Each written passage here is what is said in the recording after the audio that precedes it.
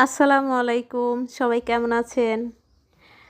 আলহামদুলিল্লাহ, আমি ইউটিউব থেকে এই প্রথম পেমেন্ট পাইলাম আপনাদের দোয়া এবং ভালোবাসায়। তো একটা মেয়ে মানুষ যদি কোথাও থেকে একটু আর্নিং হয় সেটাও অনেক কিছু, তাই না? তো সবাই আমার জন্য দোয়া করবেন, একটু সাপোর্ট